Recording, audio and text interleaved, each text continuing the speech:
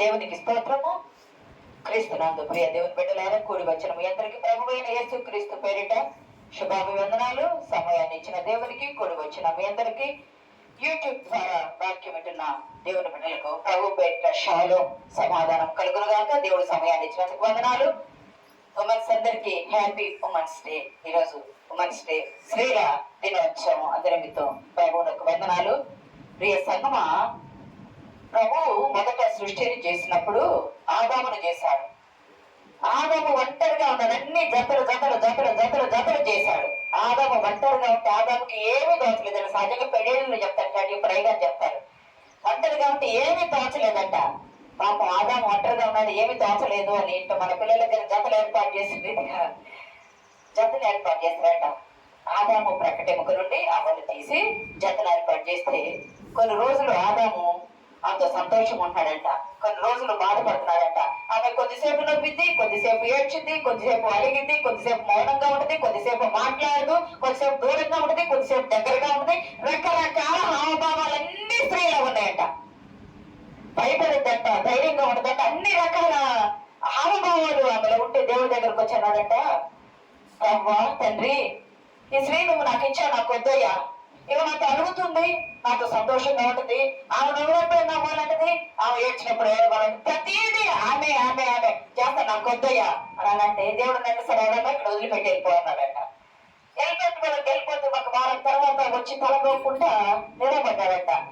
ఆదామా ఏమైంది, ఎందుకలా నువ్వు తల ఇలా గోక్కుని నిలబడ్డావంటే, అదేంటో దేవా, ఆమె ఉన్నాయని పొందలేకపోతున్నాను, ఆమె లేకపోయినా నేను ఉండలేకపోతున్నాను. కొట్టుకుంటూ తిట్టుకు మేమే బ్రతుకుతాం, నాకు కావాలి ప్రభువా అన్నాడు. అంటే స్త్రీ ఎంత అవసరం. స్త్రీ ఒక తల్లిగా ఉంది, ఒక తోబుట్టువుగా ఉంది, ఒక కూతురుగా ఉంది, ఒక భార్యగా ఉంది. ప్రియ సంగమ, తమ తమ పాత్రలు ఆమె పోషిస్తూ ఉంది. ఉమెన్ అన్నారు. మట్టి నుండి మానవుడు తీశాడు దేవుడు, మానవుడి నుండి స్త్రీని తీశాడు దేవుడు. వారిద్దరే ఉన్నాడు. కానీ స్త్రీ గర్భము నుండి సృష్టిని ఉత్పత్తి క్రమాన్ని చేశాడు దేవుడు. ఉమన్ అని ఎందుకన్నారయ్యా అంటే, ఉమన్ అంటే ఊంబు ఉన్నది. ఊంబు అంటే గర్భసంచి, పురుషునికి లేదు. ఉమన్కి ఏముంది అంటే ఊంబు ఉంది. ఊంబు అంటే గర్భసంచి. ఊంబు ఉన్నది కాబట్టి ఉమన్ అన్నారు. ఆ ఊంబు ఉండబట్టే టూంబు వచ్చింది. టూంబు అంటే సమాధి. ఆ ఉమన్ ఉండబట్టే ఉమన్కి ఊంబు ఉంది. ఊంబు ఉండబట్టే టూంబు వచ్చింది, సమాధి. ఆ సమాధిలోకి రావడానికి మళ్ళా ఊంబు కన్యమర్య అవసరమైంది. ఆమె గర్భము, ఆమె ఊంబు అవసరమైంది. ప్రియ సంగమా, స్త్రీ చాలా ధైర్యవంతురాలు, స్త్రీ చాలా బలవంతురాలు, స్త్రీ బలహీనురాలు కూడా. అదే సందర్భంలో బలవంతురాలు, ధైర్యవంతురాలు, బలహీనురాలు, ఏదైనా చేయగలిగింది. స్త్రీ చాలా తెలివి కలిగింది. మాకంటే పురుషులకు కోపం రావచ్చు. ఎందుకు తెలివి కలిగిందయ్యా అంటే, దేవుడు చెప్పాడు, ఆదమా ఈ పండు ఇది మంచి చెడ్డల తెలివినిచ్చే వృక్షము, ఈ పండు దీన్ని తినమని మీరు నిశ్చయముగా చచ్చదురు అన్నారు. ఆదాం తిన్నాడా పాపం? ఆదాం తినింది ఎవరు? స్త్రీ. ధైర్యం చేసింది ఎవరు? స్త్రీ. చనిపోవడానికి సిద్ధపడింది ఎవరు? స్త్రీ. శిక్ష ఇస్తే భరించాలనుకుంది ఎవరు? స్త్రీ. తింటే మంచి చెడ్డలు తెలివిని వచ్చిందండి. ఎవరికి వచ్చింది తెలివి? స్త్రీకి వచ్చింది. స్త్రీ చాలా తెలివి కలిగింది. మగవాడి కంటే 8 నిమిషాలు, 8 గంటలు, 8 రోజులు, 8 సంవత్సరాల ముందు ఆలోచించే జ్ఞానము స్త్రీకి ఇచ్చాడు దేవుడు. ఎందుకయ్యా అంటే, దేవుడు తినవద్దన్న పండు తినింది స్త్రీ. పురుషుడు ఆవేశంగా ఏదైనా వర్క్ చేయడం చూస్తాడు, స్త్రీ ఆలోచించి చేయడానికి స్త్రీ చూసింది. ఈరోజు స్త్రీలను పొగటల్లా నేను స్త్రీలను పొగట్లేదు, కానీ స్త్రీల దినోత్సవం కాబట్టి స్త్రీలో ఉన్న మంచి చెడ్డ చెప్తున్నా. ఉమెన్స్ డే అంటే అసలు ఇది ఎవరు ప్రారంభించారా అంటే, ఇది నార్త్ అమెరికాలోని న్యూయార్క్ రాష్ట్రంలో ఒక బట్టల మిల్లులో 1909వ సంవత్సరంలో ప్రారంభించబడింది. స్త్రీలు అక్కడ పనిచేస్తా ఉన్నారు. పనిచేస్తా ఉంటే ఏం చేస్తారంటే, పురుషులు చేసే 10 గంటలు ఎక్కువిస్తున్నారు. వాళ్ళకి జీతం ఇదే టైంకి స్త్రీలు కూడా చేస్తున్నారు. పురుషులు చేస్తున్నారు ఒక బట్టల మిల్లులో, స్త్రీలు కూడా చేస్తున్నారు. అయితే పురుషులకి జీతం ఎక్కువ ఇస్తున్నారు, స్త్రీలకు తక్కువ ఇస్తున్నారు. ఎందుకంటే మీరు బలహీనులు, ఎక్కువ సమయం చేయలేరు. వాళ్ళకి నైట్ షిఫ్ట్లు కూడా ఎక్కువ ఇస్తున్నారు, ఓవర్ టైం అట్లా ఇస్తున్నారు. వీళ్ళకి ఇవ్వటల్లా. వీళ్ళు ఏం చేస్తారంటే ఒక స్ట్రైక్ చేశారు, పని చేస్తారు. మేము పురుషులతో పాటు సమానంగా చేస్తున్నాము, మాకు సమానత్వం ఇవ్వాలా, మాకు సమాన జీతం ఇవ్వాలా, మేము వారితో పాటు పనిచేస్తున్నాం కాబట్టి ఇంట్లో పిల్లల్ని పురుషులు స్త్రీలు సమానంగా చూసుకోవాలా. అంత మాత్రమే కాదు, డెలివరీ అయినప్పుడు మెటర్నిటీ లీవ్ కూడా ఇవ్వాలా. మాకే కాదు, మాతో పాటు భర్తలకు కూడా ఇవ్వాలి. ఎందుకంటే చూసుకోవడానికి తోడు ఉండాలి కదా, ఇవ్వాలని అందు నిమిత్తం స్ట్రైక్ చేయడం ప్రారంభించారు. స్త్రీల ఉమెన్స్ డే ఎప్పుడు స్టార్ట్ అయింది అంటే అప్పటి వరకు అందరూ ఉమెన్సే, కానీ ఎప్పుడైతే సమానత్వం కొరకు వీళ్ళు ప్రయాసపడ్డారో అప్పుడు స్ట్రైక్ చేశారు. మాకు హక్కు కావాలా, మాకు ఇంట్లో హక్కు కావాలా. భర్త ఏం చేయాలి అంటే పిల్లల్ని స్త్రీ పురుషులు ఇద్దరు కలిసి పెంచాలా, సమయాన్ని ఇద్దరు షేర్ చేసుకోవాలా, పంచుకోవాలా, డబ్బుల విషయంలో కలిసి మాట్లాడుకొని నిర్ణయాలు తీసుకోవాలా. స్త్రీని శారీరకంగా కానీ, మానసికంగా కానీ, ఆర్థికంగా కానీ, నైతికంగా కానీ, సెక్సువల్ కానీ ఏ రీతిగా కూడా హింసించకూడదు, అబ్యూజింగ్ చేయకూడదు, గౌరవించాల. నీకు తల్లి స్త్రీ కదా, నీకు తోబుట్టు స్త్రీ కదా, నీకు భార్య స్త్రీ కదా, నీకు కూతురు స్త్రీ కదా, స్త్రీని గౌరవంగా చూడటము నేర్చుకోవాలా. అంతేకాదు ఎదిగిన ఆడపిల్లలు కూడా ఏ రీతిగా కూడా అబ్యూజింగ్ చేయకూడదు, ఏ రీతిగా కూడా టచ్ చేసుకోవడం వాళ్ళ మానసికంగా కూడా హింస పెట్టకూడదు, చాలా గౌరవంగా చూడాలి. సమానత్వం చేశారు. రాజమే రష్యాలో లెనిన్ ఉన్నాడు. లెనిన్ 1922 మార్చి 8 చెప్పారు. మీకు గుర్తుందా? ఒబామా ఉన్నాడు, గుర్తుందా? అమెరికా ప్రెసిడెంట్ గా చేశారు 11లో. ఆ ఒబామా సెక్రటరీ హిల్లరీ క్లింటన్ కూడా మార్చి నెల ఉమెన్స్ డేని ఆమె చేసింది. కానీ ఆమె చేయడానికంటే ముందే ఎప్పుడో పుతిన్ వీళ్ళందరూ, లెనిన్ వీళ్ళందరూ కూడా దాన్ని సిద్ధపాటు చేశారు. 1909లో అది ప్రారంభమైన తర్వాత అన్ని దేశాలకు వచ్చింది, అన్ని దేశాలకు కూడా వచ్చింది. ఎందుకు వచ్చిందయ్యా అంటే ప్రియ సంఘం ఆ సమానత్వం కోసం, హక్కు సమానంగా గౌరవించబడాలని వచ్చింది. ఈ రోజు మన అంశము, ఇంకా లాస్ట్ ఇయర్ చెప్పాను కానీ ఈ రోజు ఎక్కువ చెప్పడానికి లేదు. ఈ రోజు మన అంశం ఏమిటయ్యా అంటే ఎస్తేరు గ్రంథము 4వ అధ్యాయము 16వ వచనం చదువుకొని వాక్య ధ్యానం మనకు వెళ్దాం.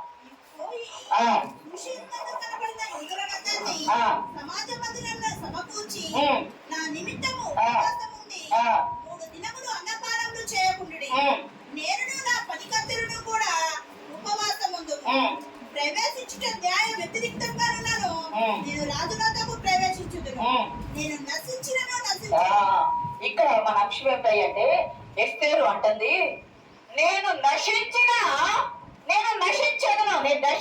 నశించదను, కానీ రాజు పర్మిషన్ లేకుండా ఎవరైనా రాజు అంతర్గృహంలోకి ఆయన నివాసం చేసే దగ్గరికి వెళితే వారిని చంపేస్తారు. నేను చనిపోవడానికైనా సిద్ధపడి వెళ్తున్నానంటే ఈరోజు వధకు సిద్ధమై చరిత్రను మార్చిన స్త్రీ. ఈరోజు మన అంశం ఏమిటంటే వధకంటే మరణానికి కూడా సిద్ధమయ్యి చరిత్రను మార్చిన స్త్రీ. ప్రియ సంగమా, ఎస్తేరు అంటే నక్షత్రము అని అర్థం.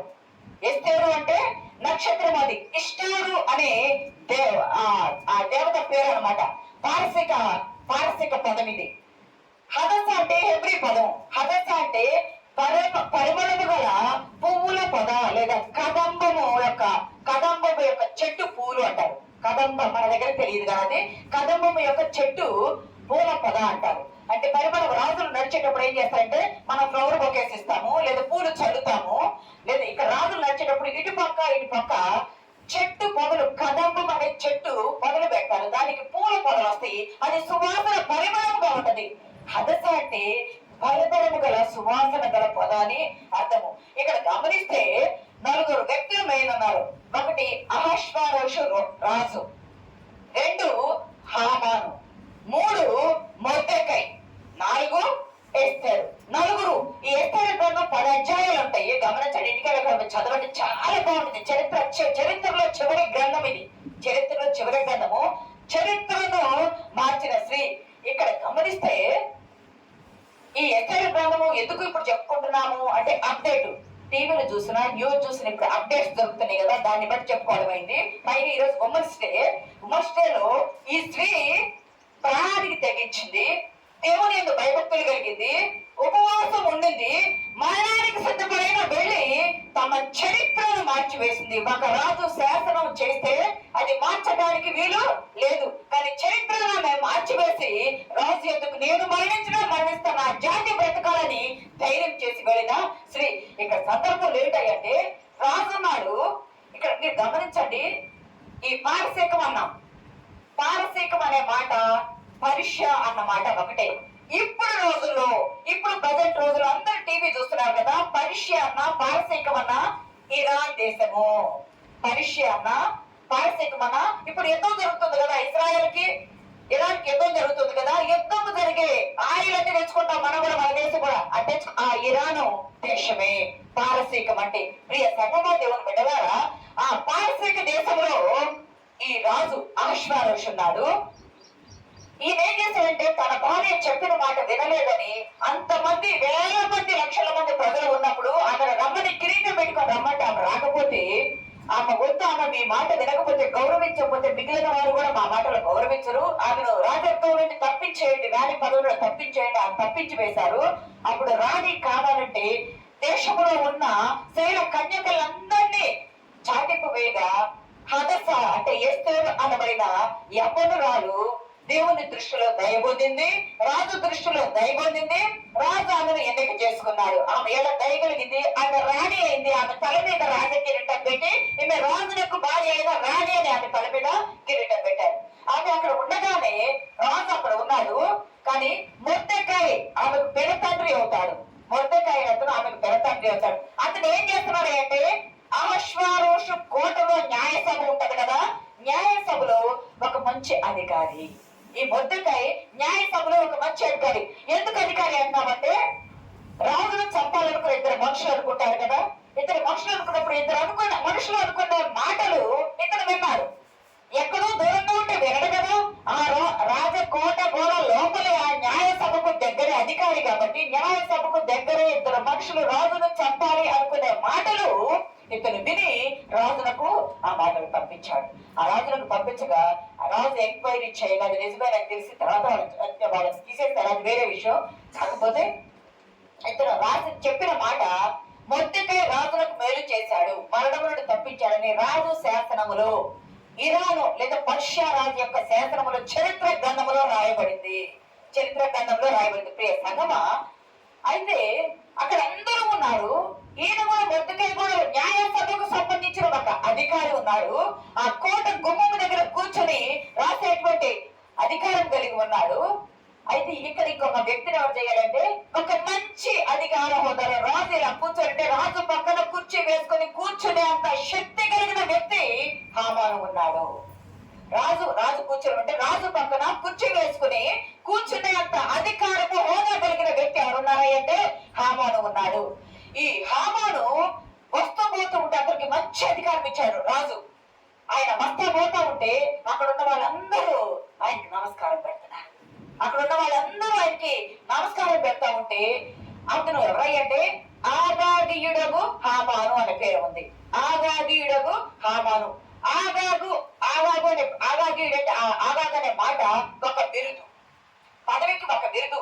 అయితే ఆగాగీయుడు అనే మాటను బట్టి మొర్దెకాయి నమస్కారం పెట్టట్లా. ఎందుకు నమస్కారం పెట్టట్లా? ఆగాగీయుడికి నమస్కారం పెట్టకూడదని ఉందా అంటే ఉంది. ఎందుకు ఉందా అంటే ప్రియ సంగమ దేవుని పెట్టారా, అసలు ఇప్పుడు ఎవరు? అయితే ఇదేం చేశాడంటే హామాను, నేను వస్తుంటే అందరూ లేచి నిలబడుతున్నారు, అందరూ నాకు నమస్కారం పెడుతున్నారు, నేను ఎన్నిసార్లు వస్తా ఎన్నిసార్లు వెళ్తున్నా ఈ మొర్దెకాయి అనేవాడు నన్ను గౌరవించటం లేదు, నాకు నమస్కారం పెట్టట్లేదు, ఇతన్ని ఏమైనా చేయాలా అని ఆలోచన చేసి ఇతన్ని ఏమైనా చేస్తే అతని వరకే నష్టం. అతను ఏడ్చి కన్నీరు పెట్టి రోదనం పెట్టి ఇబ్బంది పడి మరణానికి అప్పగించబడి ఉండేటట్టు చేయాలంటే ఏం చేయాలంటే, అసలు ఇతను ఎవరు ఇతను ఎవరని ఎంక్వైరీ చేసి అతడు యూదుడు అని తెలుసుకున్నప్పుడు ఇతను ఒక్కడే కాదు చంపాల్సింది, ఇతని జాతి అంతటినీ చంపాలని చెప్పి రాజు దగ్గరికి వెళ్ళి చెప్తాడు, రాజా మీ రాజ్యంలో ఒక జాతి ఉన్నారు, ఆ జాతి అంతటా చెదిరిపోయి ఉన్నారు. అయితే వాళ్ళు రాజులకు వ్యతిరేకం. ఇక్కడ ఒక ట్విస్ట్ ఉంటది. ఏంటంటే ఈ ఈ హామాను చెబుతాడు, ఒక జాతి ఉన్నారు, ఆ జాతి అంతా చెదిరిపోయి ఉన్నారు, ఆ జాతి రాజులకు వ్యతిరేకం చేస్తున్నారు, రాజులకు వ్యతిరేకం చేస్తున్నారు, వేరే రాజ్యం కొరకు వారు ప్రయత్నం చేస్తున్నారు, నీకు వ్యతిరేకం చేస్తున్నారు కాబట్టి నీ రాజ్యానికి సమస్య అని రాజుకు చెప్పాడు. మీకు గుర్తుందా, యేసుక్రీస్తు ప్రభు వారిని కూడా సిలువ వేయడానికి అప్పగించడానికి అక్కడికి వచ్చినప్పుడు పరిశీలు ప్రధాన యాజకులు పిలాతు దగ్గర ఉన్నారు, క్రైస్తవులకు వ్యతిరేకం చేస్తున్నాడు, పన్ను కట్టవద్దని చెప్తున్నారని వ్యతిరేకం చేశారు, యూదులే వ్యతిరేకం చేశారు. కానీ పాత నిబంధనలో యూదుల మీద హామాను వ్యతిరేకం చేస్తున్నాడు. చూసారా, యూదుల మీద హామాను వ్యతిరేకం చేస్తుంటే యూదులైన వారు యూదుని యేసుక్రీస్తు ప్రభు వారి మీద వ్యతిరేకం చేశాడు. అయితే రాజంటాడు, సరే ఆయన మంచి హోదా అంటాడు కాబట్టి నువ్వేమి చేయాలనుకుంటున్నావు చేయండి రాజా, మీకు కొన్ని వేల టన్నులు నేను వెండిని తూచి ఇస్తాను. డిక్షనరీ ప్రకారము 375 టన్నులు అంట, కిలోలు కాదు. టన్ను అంటే కిట్ట అంటే 100 కిలోలు, టన్ను అంటే 1000 కిలోలు. 375 టన్నులు అంటే 8,000 మీరు లెక్కేసుకోండి. ఇంటికి పోయిన తర్వాత 375 టన్నుల వెండిని తూచి నేను ఖజానాకి ఇస్తాను. నీవు నాకేమో రాజా అంటల్లా. అప్పటికే గ్రీకులు ఉన్నారు, గ్రీకులు అంటే అలెగ్జాండర్ వీళ్ళు ఉన్నారు కదా, అలెగ్జాండర్ వాళ్ళ తండ్రి వాళ్ళిద్దరు ఉన్నారు, వాళ్ళతో యుద్ధం చేసి అలసిపోయి ఖజానాలో ధనమైపోయి ఖాళీగా ఉన్నారు ఈ రాజు వీళ్ళంతా. అప్పటికే 6 నెలలు బట్టి విందులు చేసుకుంటే విందు విలాసాలతో ఉన్నారు, ధనమంతా అయిపోయింది. అయితే ఇతను అన్నమాట రాజుకి కొంచెం ఉత్సాహం ఇచ్చి నా ధనములో నుండి హామాన్ అన్నాడు, 375 టన్నుల వెండి తూచి నేను ఖజానాకి ఇస్తాను, మీరు శాసనం చేయండి, ఆ ఖర్చు భారమంతా నేను పెట్టుకుంటాను, ఆ జాతి ఇక్కడ భూమి మీద లేకుండా చేద్దాము, ఆ జాతి భూమి మీద లేకుండా చేద్దాము, మీరు శాసనం చేయండి అంటే రాజు ఏం చేస్తాడు, సీలు వేస్తాడు, ముగ్గురు తీసిస్తాడు, ముద్ర ఇవ్వమని. 370 అయితే రాజు ఖజానాకు తీసుకోవాలా, ఆ డబ్బులు రాజు ఖజానాకు తీసుకోలేదు, కానీ నీవే ఇదంతా చేయడానికి వాడుకోమని అతనికి ఇచ్చేశాడు. ప్రియ సంగమా, హామాను అంచెవాళ్ళను పిలిపించి రాతగాళ్ళను పిలిపించారు. ఎక్కడెక్కడ ఉన్నాయి అంటే 127 సంస్థానాలు ఉన్నాయి. హిందూ దేశమైన మన భారతదేశం కూడా ఉంది. ఇథియోపియా కూషి దేశం మొదలుకొని హిందూ దేశమైన మన భారతదేశం కూడా, హిందూ దేశం అనే మాట బైబిల్లో 2 సార్లు వేస్తే గ్రంథంలో ఉంది. అంటే భారతదేశాన్ని కూడా ఒకప్పుడు ఇరానీయులు పరిపాలన చేశారు. 127 సంస్థానాలు ఆయన పరిపాలన చేయగా 127 సంస్థానాలకు అంటే కప్పం కట్టేవాడు, సంవత్సరం పన్ను కట్టేవాడు, బంగారం కానీ వెండి కానీ ఇంకేమైనా మన దగ్గర ఏమిటవి కట్టేవాడు. అటువంటి సమయంలో రాతగాళ్ళని పిలిపించే ట్రాన్స్లేటర్స్ ఉంటారు కదా, ఏ భాష వారికి ఆ భాషలో రాపిచ్చేసి పంపించాలని శాస్త్రం రాజు చేసేసారు. షూషను కోటలో శాస్త్రం ఇవ్వబడింది, ఇరాన్లో శాస్త్రం ఇవ్వబడిపోయింది, ఇక్కడ ఉన్న యూదులందరూ చనిపోయారా.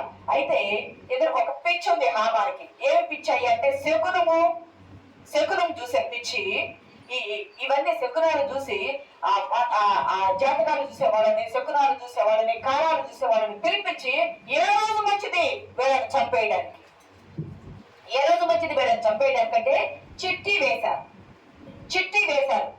పలానా రోజు నెల నెలకి దేవుడు ఎంత గొప్ప దేవుడు. 1 నెల 2 నెలల 3 నెలల అట్లా నెల అట్లా 12 నెలలు వచ్చినాయి. 12వ నెల 13వ తారీఖు. మీకు గుర్తుందా, మనం ఎప్పుడో చెప్పాను, 6 అంటే నరుని సంఖ్య అన్నాము, 13 అంటే సాతాను సంఖ్య. 6 అంటే నరుని సంఖ్య, 13 అంటే సాతాను సంఖ్య. ప్రియ సంగమా దేవుని బిడ్డలారా, ఇక్కడ గమనిస్తే ఈ 12వ నెల 13వ తారీఖున ఈ ప్రపంచంలో ఎక్కడ యూదులు ఉన్నా వారందరినీ చంపేయమని శాస్త్రం అయిపోయింది.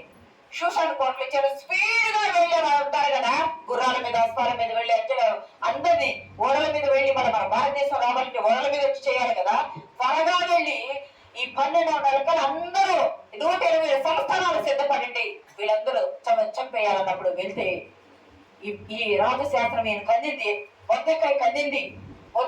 ఎందుకంటే న్యాయ సభలో ఉండేవాడు కదా, మనోడే కదా సిద్ధపాటు చేస్తుంది. అంది రోడ్డు మీదకి వచ్చేట బూడిద పోసుకొని, బుగ్గి పోసుకొని, దుమ్ము పోసుకొని, గోడ పట్ట కట్టుకొని రోదనం చేస్తూ ఉన్నాడంట. రాజ్యసభలో ఉన్న వాళ్ళు ఎవరు కూడా అలాగే చేయకూడదు. ఆ సంగతి ఎస్తేరు రాణి తర్వాత రాణి దగ్గర ఉన్న వాళ్ళకి తెలిసి, మీ బంధువు మొద్దక ఈ విధంగా చేస్తున్నాడంటే ఆమె బట్టలు పంపించినా ఆయన వినలేదు. ప్రియ సంగమా దేవుని బిడ్డలారా, అయితే నువ్వు వెళ్ళి రాజు దగ్గరికి వెళ్ళి, ఇప్పుడు చదవబడిన లేఖన భాగం అది, నువ్వు వెళ్ళి రాజు దగ్గరికి వెళ్ళి ఇలాగ చెప్పంటే ఆమె చెప్తుంది, నేను వెళ్తానన్నమాట వెళ్తాను, కానీ రాజు దగ్గరికి పిలవకుండా ఎవరైనా వెళితే వారికి మరణ శాసనం ఉంది. ఒకప్పుడు రాజు మొదటి భార్యను పిలిస్తే నువ్వు రామ్మా ఈ విందులో కంటే ఆమె రానందుకు ఆమె మీద పదవి తప్పించబడింది. మరి ఆమెమో పిలిస్తే రాలా, ఏస్తారో పిలవకుండా వెళ్తే ఈమె కూడా పదవిని తప్పించబడాలా.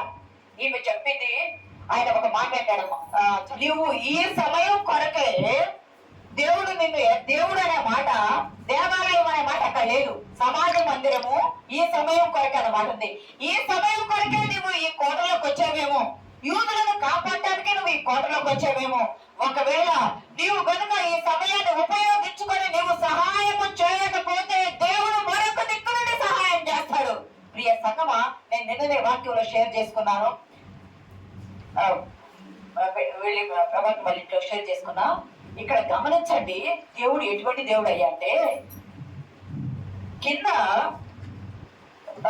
నది ఒడ్డు ఉన్నది, నది ఒడ్డున మొసలి ఉన్నది. నదిలో నీళ్లు ఉంటాయి కదా, నీళ్ళలో మొసలి ఒడ్డుకు వచ్చింది. ఇప్పుడు మనం మట్టి కదా పెద్ద కాలంలో గట్టుంటే గట్టు తవ్వితే పలకలు వచ్చేస్తుంది కదా, అట్లా కిందేమో ఆ నది ఒడ్డు, నదిలోనేమో మొసలి ఉంది, నది ఒడ్డున చిన్న గుట్టలాగా ఉంది. అంటే తవ్వబడినటువంటి ఆ నది ఒడ్డు తవ్వబడిన కిందెత్తు ఈ రూమ్ ఎత్తుండేటువంటి గుట్టలాగా ఉంది. గుట్ట పైనేమో పులుంది, గుట్ట పైన పులుంది, కిందేమో మొసలి ఉంది, నాకు ఎవరు పంపించారని నేను చదివాను.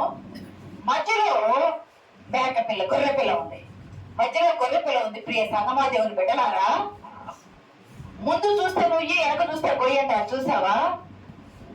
చుట్టూ నేను చెప్పాను, కీర్తనలు చెప్పు, 37 కీర్తనలు చెప్పు, చూడవలసిన లేదు కానీ, శ్రమను నా చుట్టూ ప్రాకారముగా ఉంది. శ్రమ ఎలా ఉందయ్యా అంటే, ఇప్పుడు ఇంటికి చుట్టూ ప్రహరీ కట్టుకుంటాము. ఈ గొర్రె పిల్లకు శ్రమ ఎలా ఉందయ్యా, ఈ యూదులకు శ్రమ ఎలా ఉందయ్యా అంటే, కోటలోనే ఉన్నారు కానీ చుట్టూ శ్రమ అనే కోటలో ఉన్నారు వాళ్ళు, మరణం అనే కోటలో ఉన్నారు వాళ్ళు. ఈ గొర్రె పిల్ల కూడా శ్రమ మరణము అనే కోటలో ఉంటే, అసలు కింద చూస్తే కిందకి దిగితే ముసలి తినేస్తుంది, పైకెక్కితే పులి తినేస్తుంది. ఆ సిచ్యుయేషన్ లో అది దేవుని వైపు తలెత్తి మొరపెట్టడమే తప్ప అది ఏమి చేయలేదు కదా. కానీ పక్షిరాజు వచ్చి దాన్ని ఎత్తుకొని తీసుకుని వెళ్ళిపోయింది. చప్పట్లు కూడా దేవుని నామమున మహిమపడతాం. పక్షిరాజు వచ్చి దాన్ని పట్టుకొని తీసుకొని వెళ్ళిపోయి వేరే ప్లేస్ లో నిలబెట్టింది.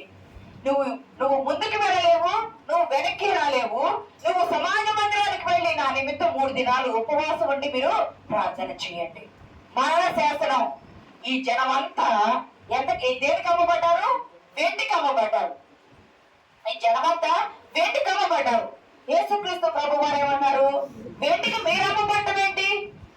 వెండికి మీరు అమ్మబడ్డం ఏంటి? వెండికి ఎవరు అమ్మబడాలా? వెండికి యేసుక్రీస్తు ప్రభు వారు అమ్మబడాలా? ప్రభు వారు అమ్మబడి మనం విడుదల కావాలా? యూదులు అమ్మబడ్డం ఏంటి? యూదులు అమ్మబడకూడదు కదా. అయితే ప్రియ సంగమా దేవుని బిడ్డలారా, రాణి ఒక రోజు వచ్చింది, మొర్దెకాయి మాట విని ఆమె యథావిధిగా అలంకరించుకొని రాజు గృహానికి వెళ్ళిందంట.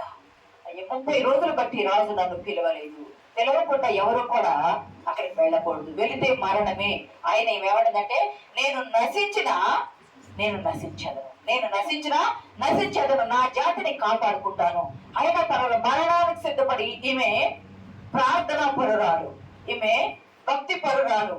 3 దినాలు ఉపవాసం ఉంది. తనతో పాటు తన చెలికత్తు వచ్చింది. రాణి కదా, అన్ని హంగులు ఉంటాయి, ఉపవాసం ఉండవలసిన అవసరము లేదు. కానీ తనను తాను తగ్గించుకొని నేల మీద మోకరిల్లి దేవుని సన్నిధానంలో సాగిలపడిందయ్యా. దీనులు అయ్యావయ్యా, వెండికి అమ్మబడ్డామయ్యా, నేను నా జాతి అంతరించిపోతున్నామయ్యా, మేమెవరమో తెలియదయ్యా. రాజు ఎందుకు వెళ్ళాలంటే రాజు పిలవకుండా వెళ్ళకూడదయ్యా, పిలవకుండా వెళ్తే చంపబడతామయ్యా, పిలవకుండా వెళితే చంపబడతాము, వెళ్ళకపోయినా చంపబడతాం. పిలవకుండా వెళితేనేమో ఇప్పుడే చంపబడతాం. ఈ వెళ్ళిపోయిన రాజు దగ్గరికి ఇప్పుడే చంపబడింది, లేదా వెళ్ళకుండా ఉంటే కొన్ని రోజులు ఆగి 12వ నెల చంపబడింది. అయినా ఇవేం చేస్తుంటే, నేను చంపబడతా, దేవుడు మార్గం చూపిస్తాడని, దానికోసం మీరందరూ ఉపవాసం ఉండి ప్రార్థన చేయండి. అందరూ ఉపవాసం ఉండి ప్రార్థన చేయగా సంగమా దేవుని బిడ్డలారా, ఆమె రాజవస్త్రములు ధరించుకుని అంతర్గృహములోకి వెళ్ళగా రాజంట రాజదండమును చంపాడట. ఆమె వచ్చి రాజదండం పట్టుకున్నట. అంటే రాజదండము దీనికయ్యంటే నీ దుడ్డుగా నీ దండము నన్ను ఆదరించునని 23 కీర్తనలు అంటాడు కదా. దండము శ్రమలో ఉన్న ఆమెకు, దుఃఖంలో ఉన్న ఆమెకు, రోగంలో ఉన్న ఆమెకు, మరణంలో ఉన్న ఆమెకు, కష్టంలో ఉన్న ఆమెకు ఆ రాజదండము, రాజు ఇచ్చే రాజదండ యొక్క హామీ ఆదరణగా ఉంది. ఆ రోజు దావీదును ఆదరించినటువంటి ఆ రాజదండము ఈ రోజు మొర్దెకైని, యూదా జాతిని, ఎస్తేరును ఆదరించడానికి ఉంది. ప్రియ సంగమా, గమనించండి. రాణి, నీ మనం ఏమిటి? నీకేమి కావాలా? నీ రాజ్యంలో, ఈ రాజ్యంలో సగం భాగం కావాలంటే ఏమి వద్దయ్యా? మీరు ఈ హామాను ఇద్దరు, నేను విందు చేస్తున్నా, విందుకు రండి, నేను విందు చేస్తున్నా మీకు, మీరు హామాను మీ ఇద్దరు రండి. రాజు సంతోషపడ్డాడు. ఎందుకంటే మొదటి భార్య పిలిస్తేనే రాలంత మంది, అన్ని వేల లక్షల మంది ముందు అగౌరవపరిచింది. ఈ భార్య వచ్చి విందుకు రమ్మని నన్ను గనపరుస్తుందని సంతోషపడ్డాడు. ఒప్పుకున్నాడు. దేవుని ప్రణాళిక చూడండి. విందుకు వెళ్ళాడు. నీకేమి కావాలి? మళ్ళా రాజు అడిగాడు. ఏమీ చెప్పలేదు. విందు చేసుకున్నారు. వారు వచ్చేసారు. మళ్ళీ వచ్చి హామాను వచ్చేటప్పుడంటే ఈ మొద్దగా మళ్ళీ నమస్కారం చేయలేదంట. ఎంత ఉడికిపోయాడు. ఉడికిపోయి ఏం చేశాడంటే తన ఇంటి ముందు ఉరి కొయ్యను సిద్ధపాటు చేసి పెట్టాడు. మొద్దకాయ జ్ఞాపకం పెట్టుకోవాల. ఉరి కొయ్యను, మొద్దకాయ జాతికి ఉరి వేయాలని ఉరి కొయ్యను సిద్ధపాటు చేసి పెట్టాడు. ప్రియ సంగమా, మళ్ళా 2వ రోజు కూడా మళ్ళీ పిలిచింది రాని విందుకు. మళ్ళా రేపు కూడా రావాలని పిలవగా మళ్ళా 2వసారి విందుకు వెళ్ళగా ప్రియ సంగమా, అప్పుడు అడిగితే నీకేమి కావాలంటే, నేను ఏమి కావాలని కోరుకుంటాను రాజా? మేము వెండికి అమ్మబడిన వారము, మేము మరణానికి అమ్మబడ్డాము. మా జాగంతా మరణానికి అమ్మబడింది. మా మీద, మా గొంతు మీద మరణ శాస్త్రం ఉంది. మా గొంతు మీద కత్తి ఉంది. నేను నశించినా నశిస్తా, నా జాతి గొంతు మీద కత్తి ఉంది అనంటే రాజు వెంటనే ఎవరు ఇలా చేస్తుందంటే ఈ దుష్టుడైన హామాను, ఈ దుష్టుడైన హామానుంది. ప్రియ సంగమా, గమనించండి. వాక్యంలో ఉంటుంది, నువ్వు ఏ విత్తనం విత్తుతావో ఆ పంటనే కోస్తావు. దేవుడు వెక్కిరించబడడు. ఈ హామాను ఎవరు? అసలు ఈ హామానికి ఇంత కోపము, ఇంత పగ ఎందుకు వచ్చింది? మొర్దెకై ఈ హామానికి ఎందుకు నమస్కారం చేయడం లేదయ్యా అంటే గమనిస్తే, ఈ హామాను ఎవరయ్యా అంటే అమాలేకీయుడు. హామాను ఎవరయ్యా అంటే అమాలేకీయుడు. ప్రియ సంగమా, దేవుని బిడ్డలారా, అమాలేకీయులు ఎవరయ్యా అంటే ఎప్పటి నుండి ఉన్నారయ్యా అంటే ఏషావు సంతతి అమాలేకు ఉన్నాడు. కానీ ఈ అమాలేకీయులు ఏషావు సంతతి కాదు. ఏషావు సంతతి బహుశా జలప్రళయం తర్వాత షేము, హాము, యాపెతు నుండి వచ్చిన వల్ల హాము సంతానం ఉండొచ్చు నాకు అభిప్రాయం. కానీ ఎవరనే తెలియదు. అబ్రహాము కాలంలో వీళ్ళు కేదేశ్ అనే ప్రాంతంలో నివాసం చేశారు. అబ్రహాము కాలంలో, మోషే కాలంలో సీనాయి, ఆ అరేబియా ఎడారి ఉంది కదా, ఆ అరేబియా ఎడారి సీనాయి ప్రాంతంలో వీళ్ళు నివాసం చేశారు. మీకు గుర్తుందా?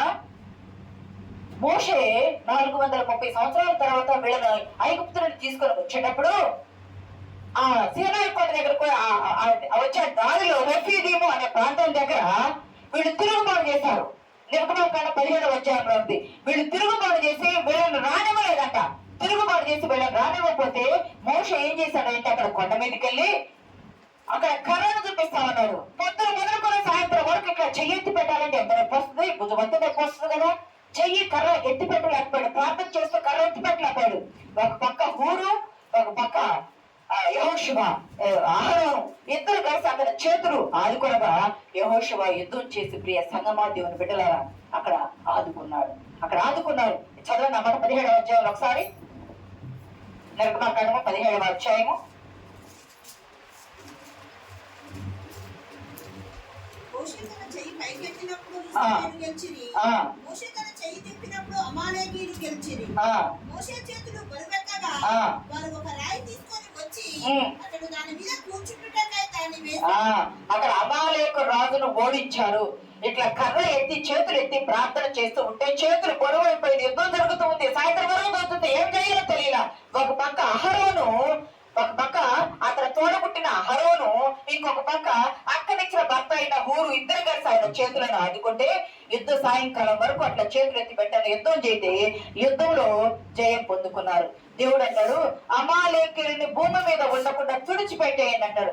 ఎందుకంటే వాళ్ళు చాలా దుర్మార్గులు. వీళ్ళు బయలుదేరి వస్తా ఉంటే, ఇంకా ద్వితీయోపదేశకాండం ఎన్ని చూడవలసిన లేదు రిఫరెన్స్ లు. వీళ్ళు బయలుదేరి వస్తా ఉంటేనంట, ముందు జనం వెళ్తూ ఉన్నారు కదా, ముందు జనం వెళ్తూ ఉంటే సైన్యం వెనకగా వచ్చి యుద్ధం చేసి అలసిపోయి నడవలేక ప్రయాణంలో అలసిపోయిన ప్రజలంట ఎనకనే ఉండి వీళ్ళని చంపేశారంట. అమాలేకీయులు వెనకనే ఉండి ఇశ్రాయేలు జాతిని చంపేశారంట. ప్రియ సంగమా, అంత మాత్రమే కాదు, మీకు గుర్తుందా మొదటి సమూయేలు గ్రంథంలో 15వ అధ్యాయంలో ఉన్నది 1-8 వచనాలు గమనిస్తే సౌలు చెప్తాడు, సమూయేలు చెప్తాడు సౌలుతో, సౌలు నువ్వేం చేస్తావు, ఇదిగో ఈ అమాలేకీయులతో యుద్ధానికి వెళ్తున్నావు కదా, ఆ జాతి భూమి మీద ఉండకుండా తుడిచివేయి, అది దేవుడిచ్చిన ఆజ్ఞ, ఆ జాతి ఉండకూడదు, తుడిచివేయి అని చెప్పినప్పుడు సౌలు ఏం చేస్తాడంటే యుద్ధం చేస్తాడు.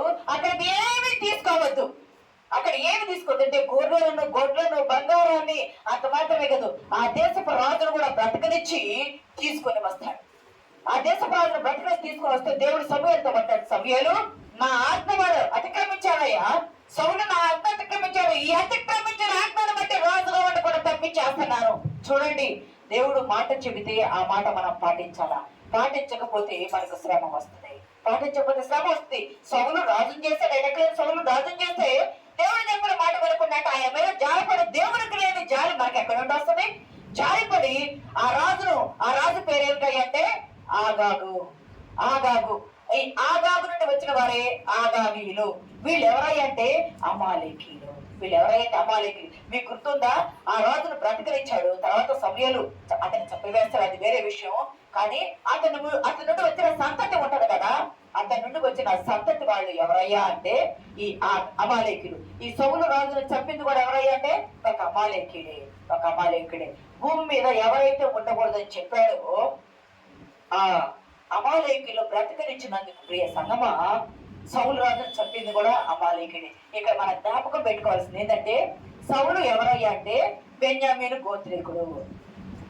సౌలు ఎవరయ్యా అంటే బెన్యామీను గోత్రీకుడైన సౌలు ఆగాగీయులు అమాలేకీయులు రాజును బ్రతకనిస్తే సౌలును చంపింది వాళ్ళే, వాళ్ళ సంతతి నుండి వచ్చిన వాడే ఈ హామాను.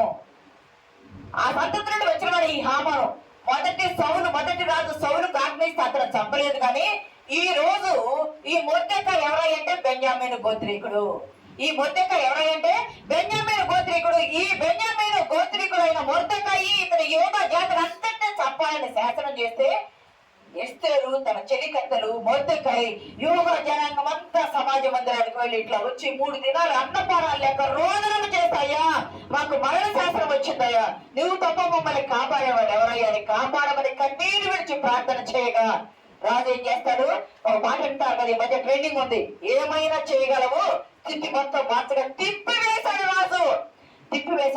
ఇంత ఎట్లా తిప్పివేశాడయ్యా, ఆ రాత్రికాల సమయంలో రాజుకు నిద్ర పట్టలేదంట. ప్రియ సంగమా, రాజుకు నిద్ర పట్టకపోతే ఆయన అక్కడ కూర్చుంటే సమాచార గ్రంథం తీసుకురండి అని చెప్పినప్పుడు ఆ గ్రంథం లేగా, ఆ గ్రంథంలో తీయగానే ఏ పేపర్ వచ్చిందంటే ఒకరోజు రాజు నిద్ర చంపాలనుకున్నారు, మొర్దెకాయి సహాయం చేశాడు, రాజు చంపకుండా కాపాడాడు అని అది రాగా అది చదివినప్పుడు రాజు అడుగుతాడు, ఇతనికి ఏమైనా చేసావా, సహాయం చేసావా అంటే నేను చేశాను కదా, ఇతనికి ఏమైనా ఏ నామరాజు ఏమైనా ఇచ్చావా అంటే ఏమీ చేయలేదంటే అప్పుడే మొర్దెకాయిని ఉరి తీయాలని చెప్పి పర్మిషన్ అడగడానికి ఎవరు వస్తున్నారు, హామాను వస్తున్నాడు.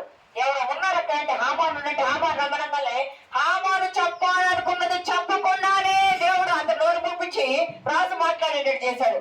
రాజుకి రాత్రి నిద్ర ఉంది, నిద్ర పట్ల దేవుడు కలవరం తీసుకొచ్చాడు. ఆ రాత్రి రాజుకు నిద్ర పట్టకపోయాను. రాజు నిద్ర పోకుండా ఉండటము యూద చరిత్రను మార్చివేసింది. ఎస్తేరు గ్రంథాన్ని రాయడానికి కారణమైంది. ఎస్తేరు చరిత్రలో ఒక గ్రంథంగా ఉంది. రాజు అడిగాడు, ఎవరైనా రాజుకు ఉపకారం చేస్తే హామాను ఏమి చేయాలి, ఉపకారం చేస్తే ఏమి చేయాలంటే రాజు వేసుకునే వస్త్రాలు ధరించాలి, రాజు ఉంగరం పెట్టాలి, రాజు ఆభరణాలు పెట్టాలి, రాజు ఎక్కే గుర్రం మీద ముందు సైనికులు పట్టుకొని నడిపిస్తూ రాజుకు మేలు చేసిన వాళ్ళు ఈలాగుంటారు అని ప్రజలందరికీ తెలిసేటట్టు చేయాలని హామాను సలహా ఇస్తాడు. ఎందుకు ఇచ్చాడంటే నేను తప్ప రాజుకు మేలు చేసే వాళ్ళు ఎవరు, నేను తప్ప ఇంకెవరు చేయరు కదా, నన్నే రాజు పక్కన కూర్చునే అధికారం నాకు ఇచ్చాడు కదా, నన్నే చేస్తాడని చెప్పి ప్రియ సంగమా, దేవుని బిడ్డలారా అంటే వెంటనే రాజు అంటాడు, అయితే ఇవన్నీ మొర్దెకైకి చెప్పు నువ్వు, ఇవన్నీ ఏం చెప్పు, మొర్దెకైకి చెప్పు, అతను నాకు మేలు చేశాడు అని చెప్పగా కీనుడైపోతే మొర్దెకైకి మేలు చేయబట్టి మొర్దెకాయని ఉరితీస్తాడంట. రాజు ఊరుకుంటాడా? అక్కడ కత్తి తీసుకొని చెప్పాడు, చేయి పడంగల ప్రియ సంగమా వెళ్ళిపోతాడు. గమనించండి, అప్పుడే మొర్దెకాయకి అవన్నీ చేసి అయిపోయిన తర్వాత ఎస్తేరు అడిగిందయ్యా, ఈ దుష్టుడైన హామానేనయ్యా మా జాతిని చంపాలనుకుందాం రెండవసారి విందుకు పిలిచినప్పుడు అన్నప్పుడు వెంటనే రాజు కోపం వచ్చి తన ఇంటికి వెళ్ళిపోగా, సహజంగా పండితుల అభిప్రాయం ప్రకారం, బాబిలోనియన్ల అభిప్రాయం ప్రకారము స్త్రీకి 7 అడుగుల దూరంలో ఉండి పురుషుడు మాట్లాడాలి. స్త్రీకి వాళ్ళ లెక్క ప్రకారం 7 అడుగుల దూరంలో ఉండి దగ్గరకు రాకూడదు. అది మర్యాద కాదు, మోరల్ కాదు. దగ్గరకు 7 అడుగుల దూరంలో ఉండి మాట్లాడాల. ఇక్కడ వాక్యంలో ఏముందయ్యా అంటే, రాజు వెళ్ళిపోయాడు. ఈ దుష్టుడైన హామాన్ తల్లి హామాన్ ఏం చేశాడు, రాణి పడుకుంటే మంచం దగ్గరకు వచ్చి, ఆమె మంచం అవతల ఉంది, మంచం దగ్గరకు వచ్చి ఆమెను వేడుకోవడానికి మంచం మీద ఆయన పొరున్నట్టు దగ్గరకు వచ్చాడు. మళ్ళీ రాజు వెంటనే తిరిగి రాగానే హామాన్ ఎక్కడున్నాడు, మంచం మీద ఉన్నాడు. హామాను మంచం మీద ఉంటే నువ్వు రాణినే ఈ విధంగా చేయబోతావని మాట నోటి వెంట రాకముందే సైనికులు వచ్చి ఆయన ముఖం మీద ముసుగు గట్టి తీసుకెళ్ళిపోయాడు. చూడండి, నువ్వు ఏమి విత్తుతావో ఆ పంటనే కోస్తావు. ఏమి విత్తుతావు ఆ పంటనే కోస్తావు. నువ్వు మేలు చేస్తే మేలు కోస్తావు, నువ్వు కీడు చేస్తే కీడు వస్తుంది నీకు. హామాను యూదులైన వారికి కీడు చేయాలనుకుంటే హామాను సంతతికి ఏ ఉరి కొయ్య అయితే వేశాడో మొర్దెకై కోసం, ఆ ఉరి కొయ్య మీద హామాను ఉరి తీస్తారు. ఈ మొర్దెకై ఏం చేస్తారంటే ప్రధానమంత్రిని చేస్తారు. చెప్పట్టుకుని దేవుడు నామని బాహ్యం పడుకో. ఈ ప్రధానమంత్రిగా చేసి రాజు ఉంగరం పెడతాడు కదా, అప్పుడు ఇస్తే రాజా, మేము ఇంటికి అమ్మబడ్డ వారవయ్యా, మేము మరణానికి దగ్గర ఉన్న వారవయ్యా, మాకు సమాధి కొద్దిగా దూరం ఉందయ్యా అంటే నేను శాస్త్రం ఇచ్చినాక మార్చడానికి వీలు లేదు. కాబట్టి ఉంగరం ఎవరికి ఇస్తున్నా, మొర్దెకైకి ఇస్తున్నా. మొర్దెకై పని మీద రాజు పేరు మొర్దెకై శాస్త్రం తయారు చేశాడు. ఎక్కడెక్కడైతే 127 సంస్థానాలలో ఉన్న యూదులందరికీ 3వ నెల ఇది రాసి పంపించేస్తారు. ఎక్కడ యూదులు చంపడానికి లేదు, మీ శత్రువైన వాడిని మీరు చంపేసేయడని సమాజ మందిరాలకు అధికారులకు రాజు శాసనం రాసి రాజు ఉంగరంతో ముద్ర వేసి సీలు వేసి పంపించారు. ప్రియ సంగమా, అది పంపించే రోజు 12వ నెల 13వ తారీఖున వీళ్ళు ఏం చేసుకున్నారు అంటే విందు. పూరి అనే మాట అక్కాడి అన్నమాట. అది పూరి అనే మాటకి అర్థం ఏంటంటే చీటి. పూరి అనే మాటకి అర్థము చీట్లు వేశాడు కదా 12వ నెల 13వ తారీఖున చంపాలని. ఇక్కడ జ్ఞాపకం పెట్టుకుంటే మరి ఈ మాట ఇప్పుడు ఎందుకు తీసుకున్నాం, ఈమె చరిత్ర తిరగరాసింది కదా ప్రార్థన ద్వారా, మరి ఇప్పుడు ఎందుకు మనం తీసుకున్నాం? అప్పటికి ఇప్పటికి తేడా ఏమిటాయి అంటే, ఈ 12వ నెల 13వ తారీఖు ఎప్పుడు వచ్చిందయ్యా యూదుల కంటే ఫిబ్రవరి మార్చి మాసంలో వస్తుంది.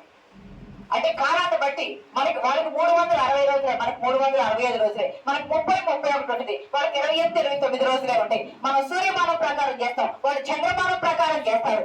300 ఈ రోజుల్లో ఎప్పుడు వచ్చిందంటే ఫిబ్రవరి మార్చి మాసంలో వచ్చింది.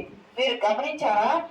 మార్చి మాసంలో 12వ నెల, మనకి ఇప్పుడు మార్చి అంటే 3వ నెల 3వ మాసం, వాళ్ళకి సంవత్సరం చివర అంటే 12వ మాసం 13వ తారీఖున చంపేయాలి కదా.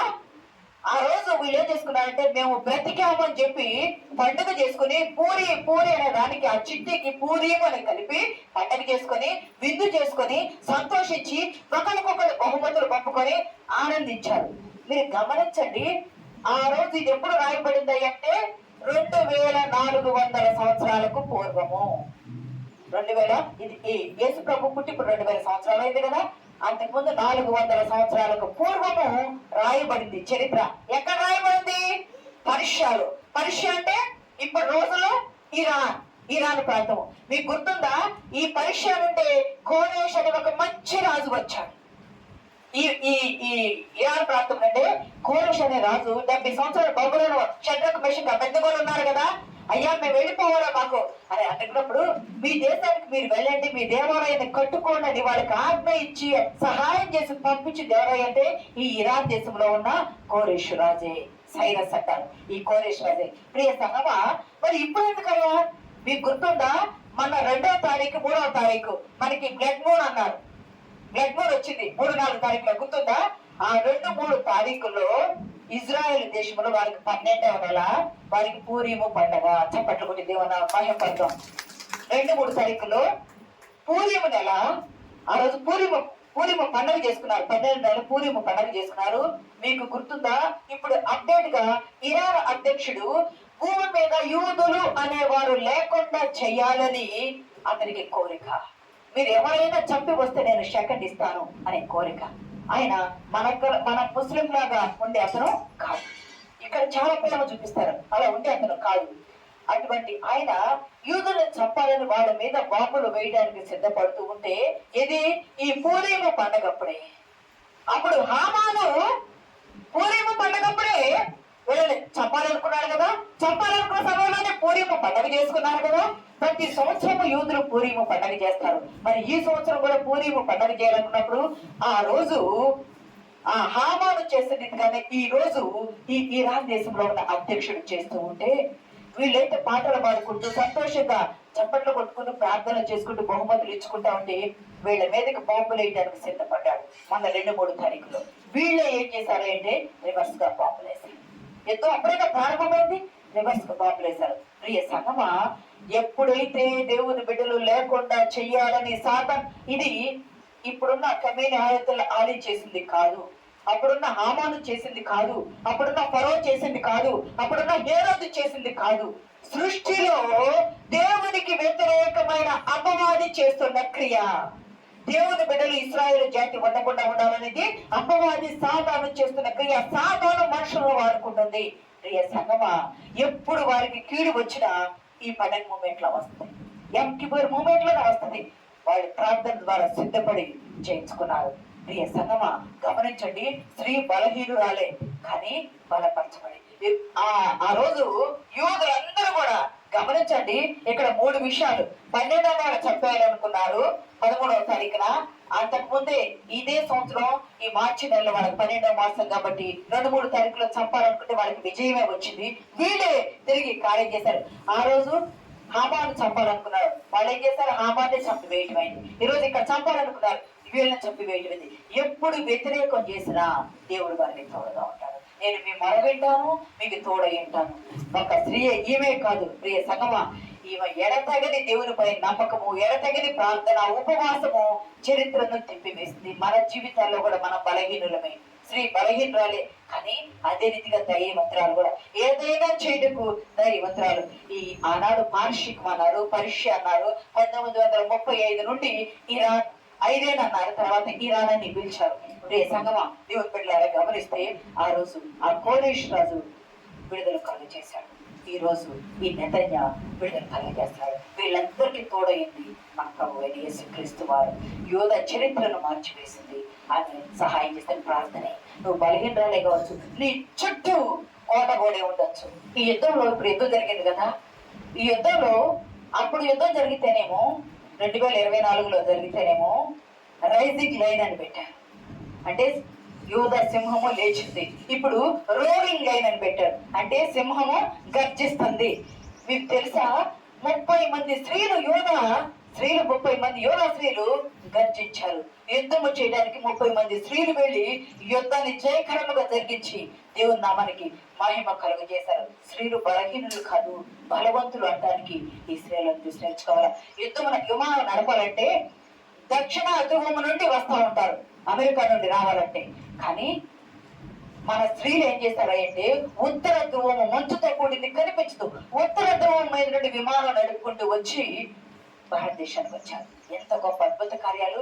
ఏమైనా చేయగలరు. కట్టగలదు స్త్రీ, పడగొట్టగలదు స్త్రీ, నిలబెట్టగలదు స్త్రీ, నశింపు చేయగలదు స్త్రీ. ఏమైనా చేయడానికి సామర్థ్యం కలిగింది స్త్రీ. నీ శ్రమలన్నిటి నుండి విడుదల కలుగజేసి ఎస్తేరు చరిత్ర తిరగరాసిన రీతిగా దేవుడు మనల్ని, మన జీవితాలను మార్చి ప్రభు కొరకు సాక్షాత్ముగా జీవించడం వరకు అద్భుత కార్యాలు మన జీవితంలో చేయనట్లు పరిశుద్ధాత్మ దేవుడు మనకు సహాయం దయచేయను గాక. మీ అందరికీ హ్యాపీ ఉమెన్స్ డే. దేవుడు మనకు మహిమ కలుగును గాక. ఆమేన్.